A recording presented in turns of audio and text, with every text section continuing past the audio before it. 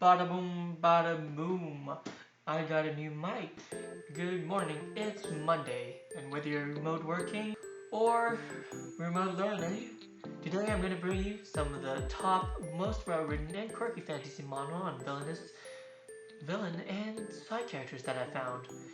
Manhwa has its own charms, its own unique art style, storytelling, and media tropes like talent and skills that we don't see much in manga and comics.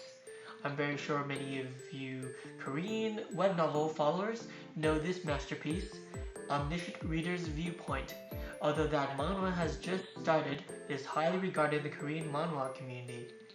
This story isn't about your cool, looking off to the distance heroes, but about the reader who's not even a side character. Kim Deok-ja, the lone reader of a fantasy web novel, realizes one day that his world becomes the novel that he was reading.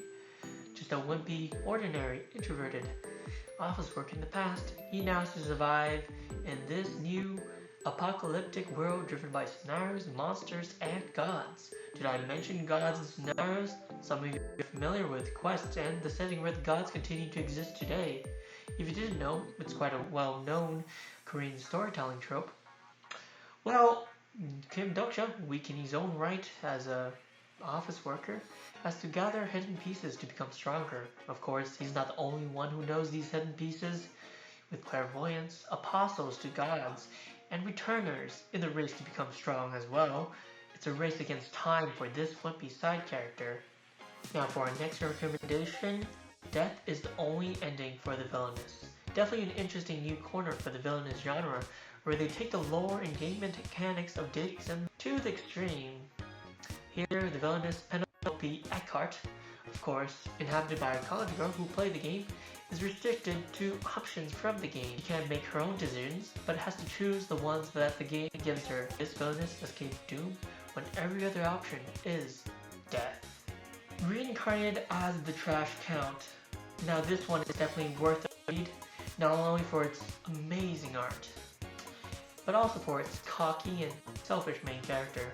I won't say any more, but here we have another case where a college student reincarnated in the body of one of the side character villains for the book he was reading. I definitely recommend it. I won't say any more and spoil it for you. Now for our final recommendation, the Villainess reverses Hourglass. Here the Villainess already did her deed, harassing the heroine, her sister, and sent to the execution table. Angered by her mistreatment and the truth that she was manipulated by her sister, she wishes that she could have another chance, and yes, at her death, she is sent back a few years in time. Grabbing this opportunity, she uses her knowledge of previous trends, builds her own power with money and connections. This is your typical fantasy medieval setting with nobles.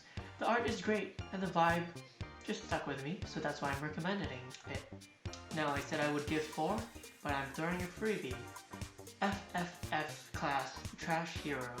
A little topical recommendation after the well-drawn and well-written series recommended before.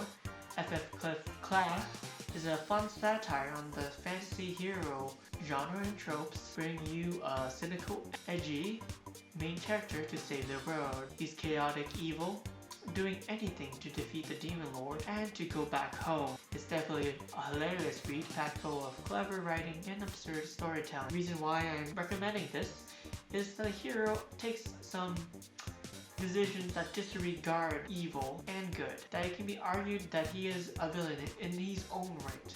Now, thank you for joining me on Manga Mondays, and I hope you have a good week and enjoy these new manhwa. I'm gonna throw in some recommendations here. You should check them out. Alright.